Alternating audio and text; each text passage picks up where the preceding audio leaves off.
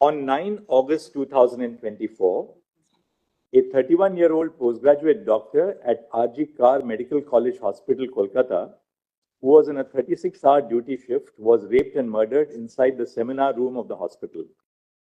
As horrific details have emerged in the course of media reportage, the brutality of the sexual assault and the nature of the crime have shocked the conscience of the nation.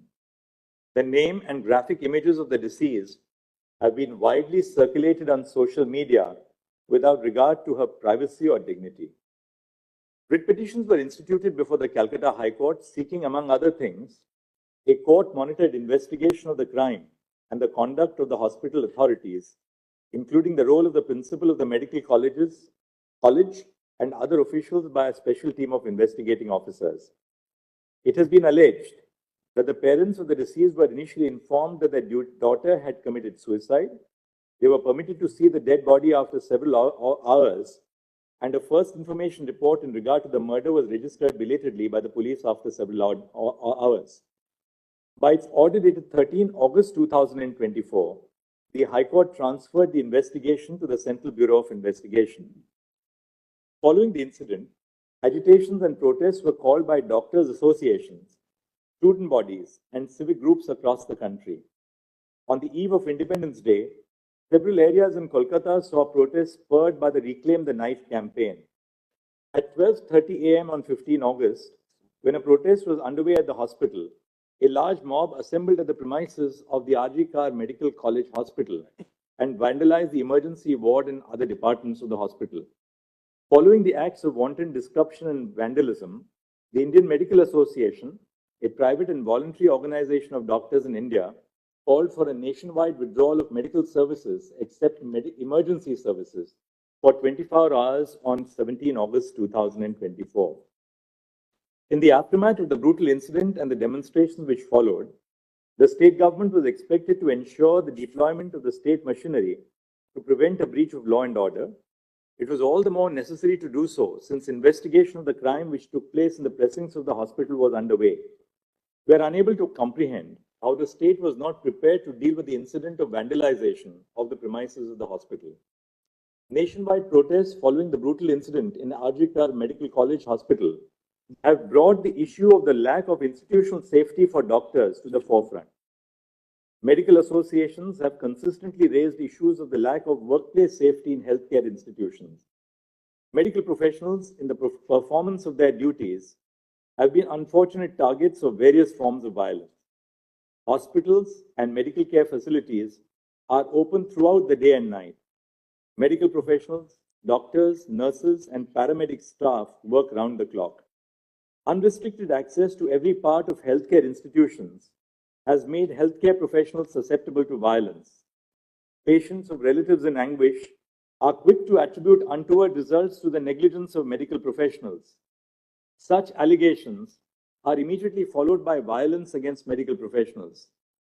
In May 2024, two on-duty doctors were allegedly attacked by relatives of a patient who died during treatment in a hospital in West Bengal. In another incident in May 2024 in Bihar, following the death of a 25-year-old pregnant patient, a nurse was allegedly pushed off the first floor of the building by the kin of the patient.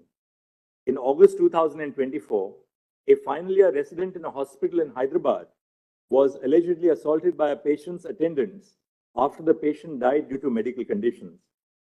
These incidents of violence are a few among the many that have been unleashed against members of the medical community in the recent past. They are portents of a systemic failure to protect doctors, nurses, and paramedical staff in the confines of hospitals. With few or no protective systems to ensure their safety, medical professionals have become vulnerable to violence. With the involvement of systemic issues for healthcare across the nation, this court has had to intervene. Women are at particular risk of sexual and non-sexual violence in these settings.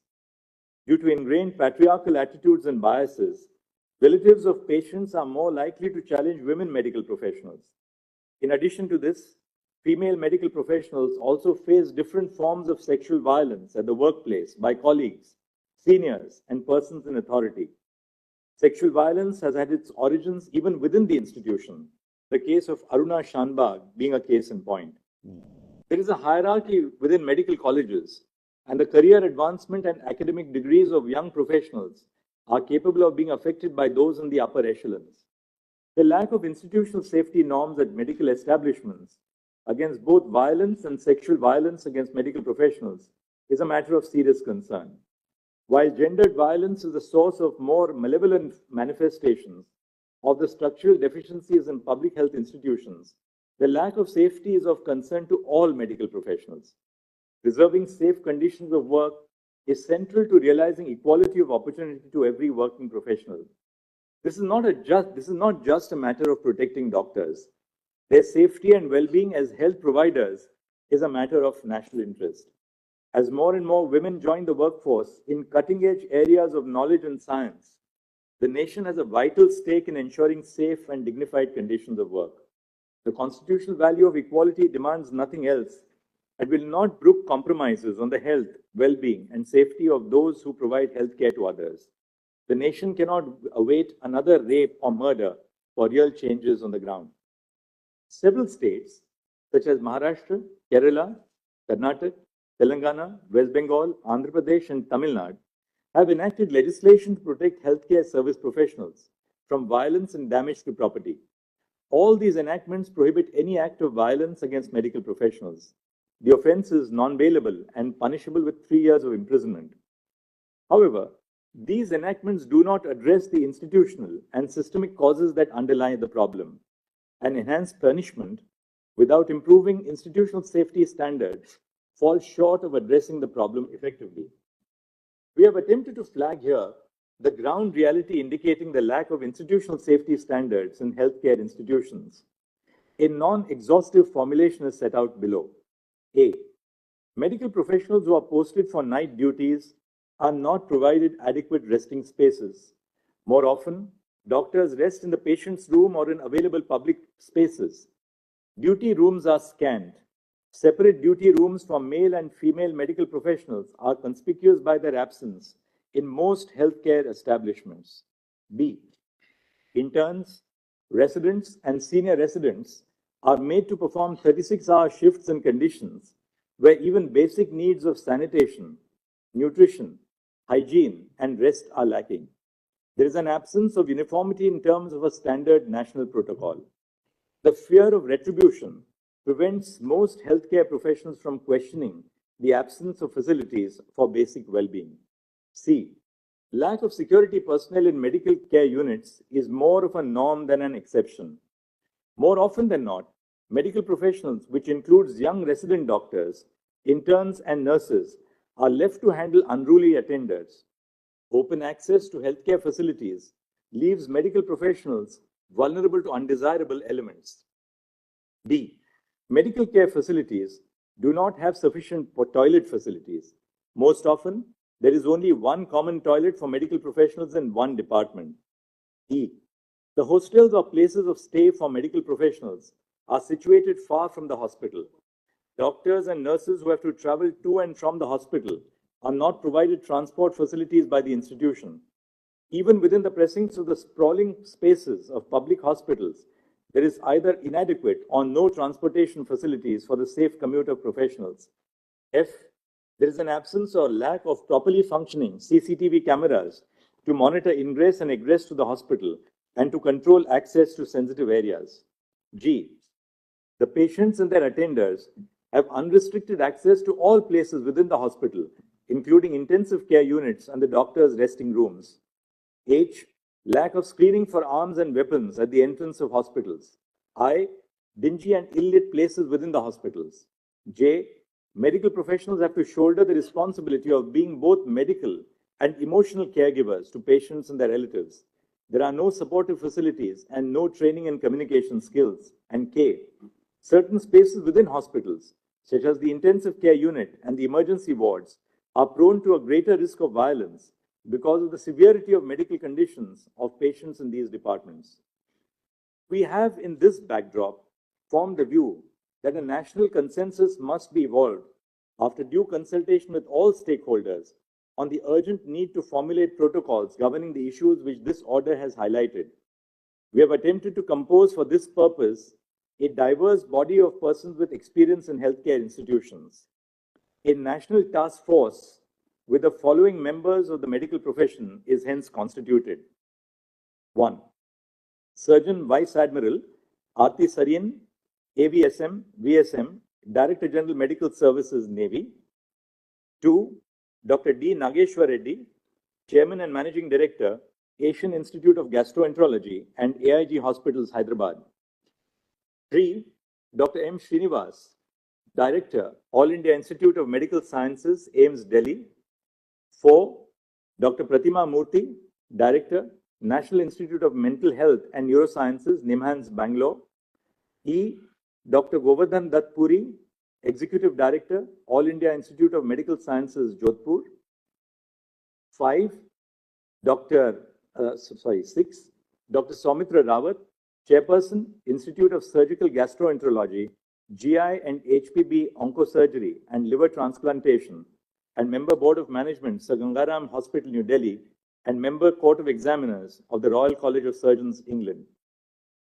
8.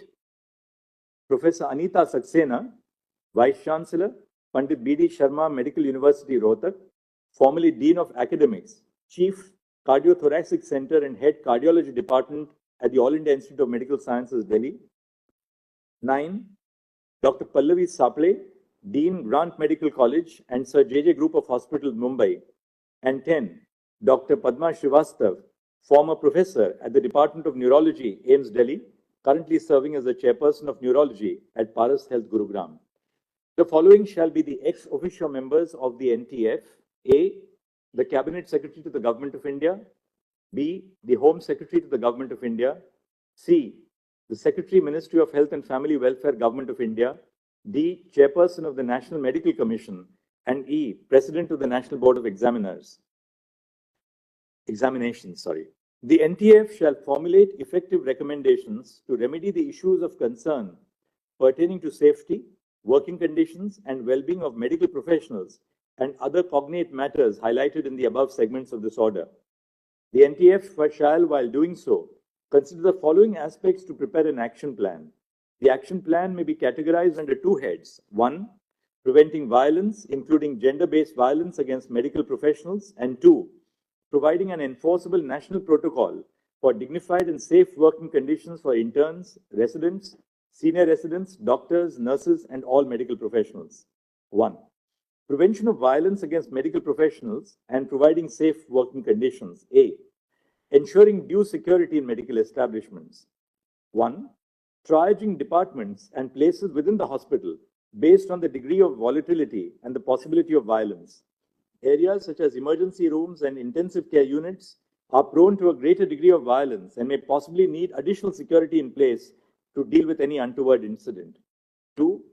A baggage and person screening system at every entrance of the hospital to ensure that arms are not carried inside the medical establishment. 3. Preventing intoxicated persons from entering the premises of the medical establishment unless they are patients. And 4. Training security personnel employed at hospitals to manage crowds and grieving persons.